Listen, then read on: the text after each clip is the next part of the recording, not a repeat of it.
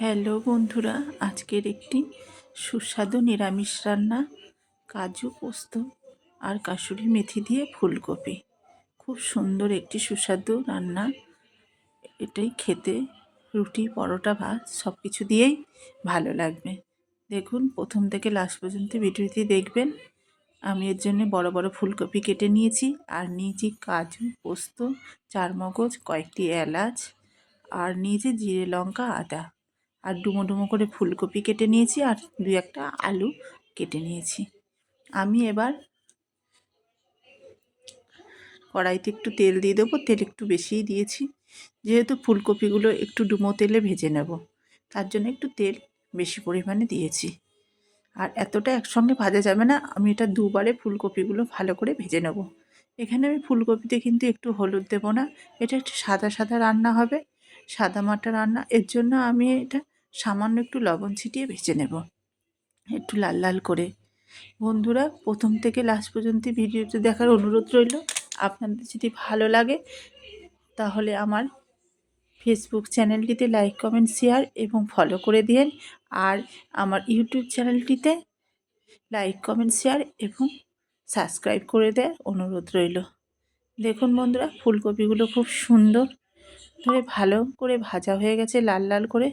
এবার আমি ফুলকপিগুলোকে একটা পাত্রে তুলে নেব।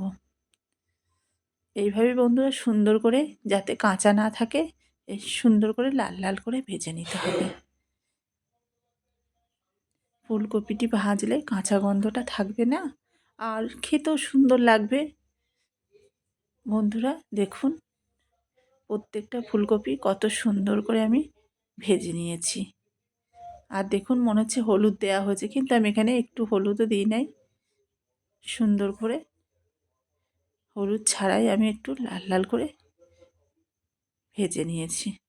দেখুন বন্ধুরা, কত সুন্দর হয়েছে, দেখুন একদম ভাজা। এইভাবে আপনারা ভেজে নেবেন। এবার আরও বাদ বাকি যে ফুলকপিটা আছে সেটাও আমি ওই একইভাবে ভেজে নেব।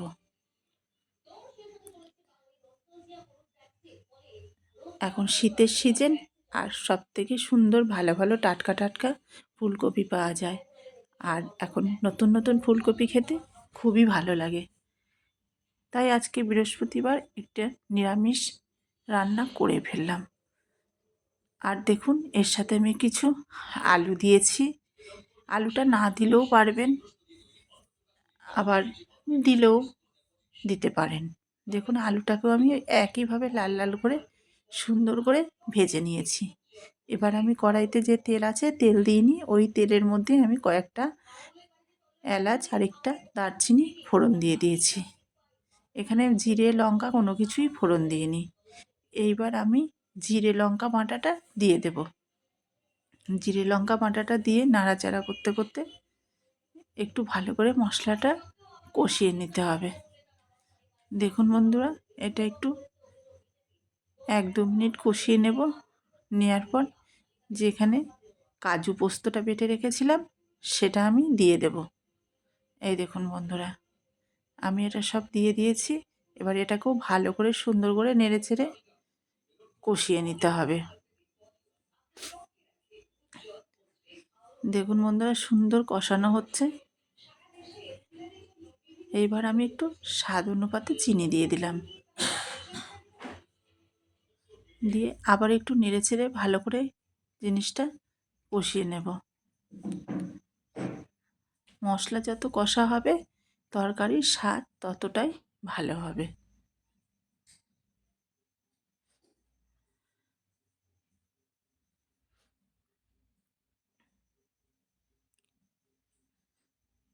দেখুন কত সুন্দর ঠকবক করে মশলা ফুটছে।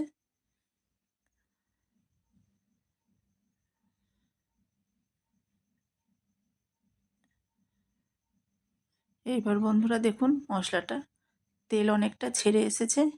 মশলাটা কষা হলে বুঝতে পারবেন তেল একবারে ছেড়ে দিয়েছে। এবার আমি পরিমাণ মতন জল দিয়ে দেব। যেহেতু ফুলকপি ডাঁটগুলো একটু শক্ত শক্ত থাকবে, ভাজার সময় সিদ্ধ হয় না, সেজন্য আমি একটু জল দিয়েছি বেশি করেই। এবার এই জলটা কিন্তু যখন ফুলকপিটা সিদ্ধ হয়ে যাবে তখন দেখবেন অনেকটাই কমে আসবে। আর দেখুন এখানে পরিমাণ অনুপাতে লবণও দিয়ে দিলাম, দিয়ে এবার একটু নেড়ে চেড়ে দিলাম। যখন ঝোলটা ফুটতে থাকবে তখন ভেজে রাখা ফুলকপিটা দিয়ে দেব, আলুটা। এই দেখুন এখন ঝোলটা ফুটে গেছে, এবার আমি ভেজে রাখা ফুলকপি আলুটা দিয়ে দেব, দিয়ে সুন্দর করে একটু নেড়ে ছেড়ে আবার কিছুক্ষণ ফুটতে দেব।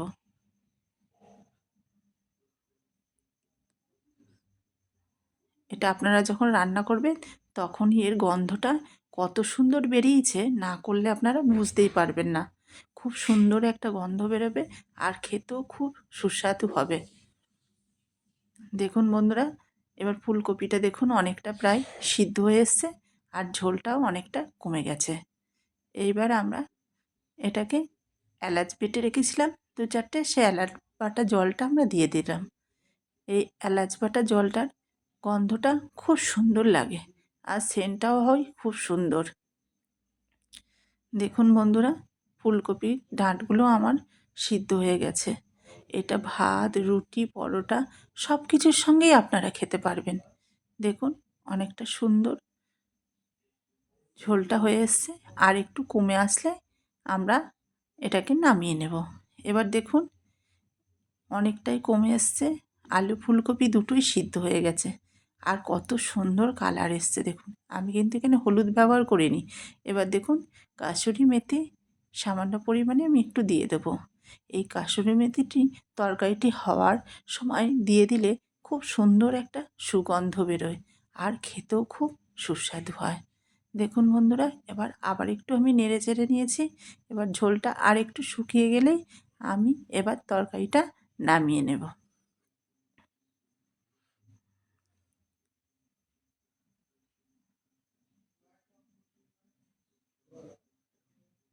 দেখুন বন্ধুরা কত সুন্দর হয়ে গেছে আর ঝোলটাও অনেকটা কমে গেছে।